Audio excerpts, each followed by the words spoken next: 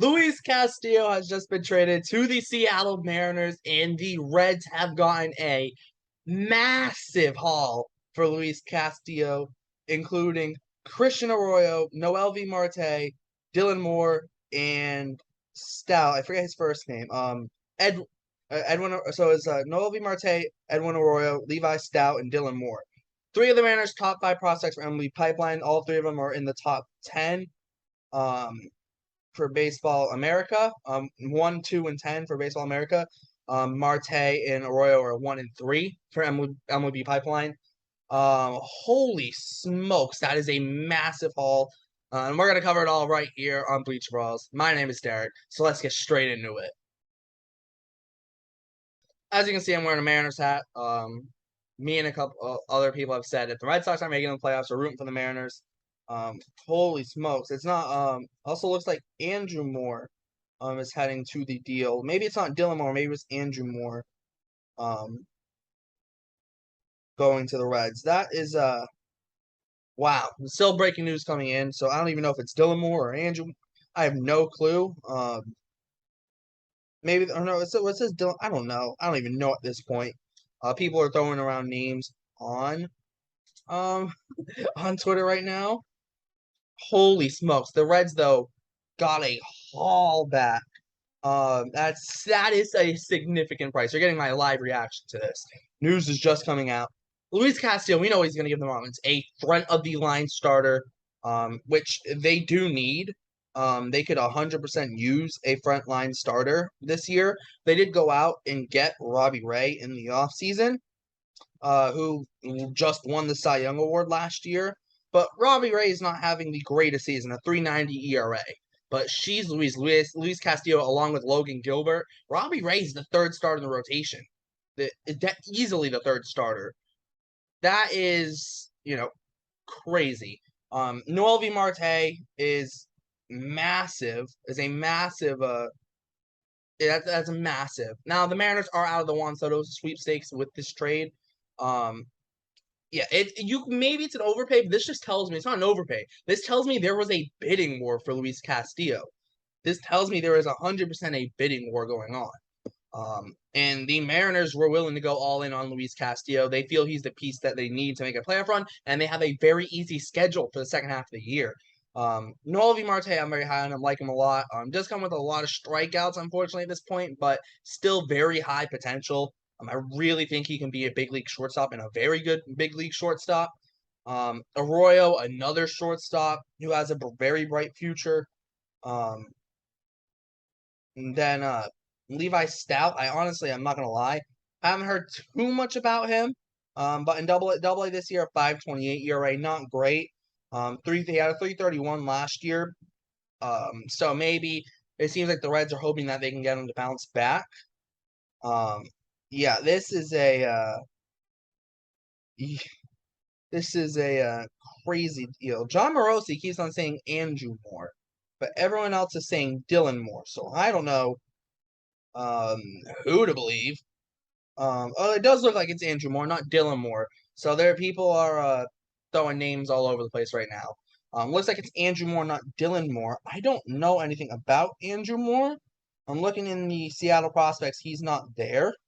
I don't know. I don't see a Moore in their system. I'm looking at the Baseball Trade Values website. I don't see a Moore besides Dylan Moore in their system. So that's weird. I don't know, but this is like a ridiculous, like wacky deal. Andrew Moore is barely pitched in the big leagues. Let me show his minor stats. This year in between Double A and Triple A, he's at 8.10 ERA. Okay, so nothing crazy. It looks almost like an add-on. But the three big pieces are Noelvi Marte, Edwin Arroyo, and Levi Stoudt, especially the two shortstops. Arroyo's just a solid all-around player. So is Marte as well. But Marte does bring a little bit more power to the table. But great return for the Reds. Marte is hitting 275 this year with 15 homers, 13 stolen bases. He does have 84 strikeouts in 84 games. Like I said, there are strikeouts there. Arroyo's hitting 316 this year in A-ball, 21 stolen bases. He does have 90 strikeouts in 87 games. Like I said, the strikeouts are there. They're there for both of them. Marte this year is in high A. Yeah, this is, holy smokes, this is a big deal. Now, I do want to go back to what the Mariners are getting in Luis Castillo. Obviously, a massive piece for them. The Mariners haven't made the playoffs since 2001. They want to make the playoffs. They know they have a shot at it, and they're pushing for it. Luis Castillo, what a move for the Mariners. Their rotation is going to be amazing. It's going to be amazing, honestly. I'm wearing a Mariners hat here. I'm calling it Mariners make the postseason. I will wear my Ken Griffey Jr. jersey with this Mariners hat for the whole. If the Mariners win the World Series, I will wear my Ken Griffey Jr. jersey with a Mariners hat for 2 whole weeks for these YouTube videos. I will do it if the Mariners win the World Series this year. This is a massive deal for the Mariners. Just cannot be stated otherwise. I'm going to look at the rotation right now, looking at Fangraphs as we speak, and yeah, it's looking, their team's looking very good. Obviously, you got the J-Rod show; he's their big star. But the rotation right now is Marco Gonzalez, Logan Gilbert, Robbie Ray, Chris Flexen, and George Kirby. Bring in Luis Castillo into that rotation is very good. Marco Gonzalez honestly He's been better than Robbie Ray this year. Robbie Ray might be the 4th best starter so far this year in this rotation. I don't know who gets knocked out of the rotation. Chris Flexen's been solid this year. Now, what does that leave George Kirby? I don't know where that leaves Kirby. Maybe they slide into the bullpen. Who knows? But that doesn't really matter because in the postseason, the more pitchers that you have that are good, doesn't really matter whether they're starters or relievers. You just need 4 starters. The Mariners have more than that, which is fine. They can throw some of them in the bullpen for the playoffs. And if they're going to be in the wild card round, having Luis Castillo is a big boost because he can pitch game 1, and then you get past that wild card round, he can then go pitch game 1 of the division series. That's massive. Logan Gilbert can pitch both game 2s. Then you figure out game 3s. It's going to be so important with that Luis Castillo move. He's going to be so important to this Mariners team, and they have him not just for this year, for next year as well. That's massive, massive, massive, massive. Noelvi Marte is a massive piece going back to the Reds, as is Arroyo. Those are the 2 really big pieces for it. It's a good deal for both sides. Here's the thing: if the Mariners go out and they make the playoffs and they make a run, you can't call it a bad deal for them. They're trying to make the playoffs and they're trying to make a run. They're in buy mode. That's what they're doing. Especially if they win a World Series, you cannot call this a bad deal for them. The Reds are getting an amazing deal. What they do with the prospects is going to be the big question. Can they continue developing them? That's the big question. But they got a great return. It's going to be very interesting to see how this whole thing turns out. And how this affects other teams. Now it seems like Frankie Montas is going to be the top option for the Yankees, for the Dodgers, maybe even for the Twins, even though I don't know where he really goes. I'm not sure.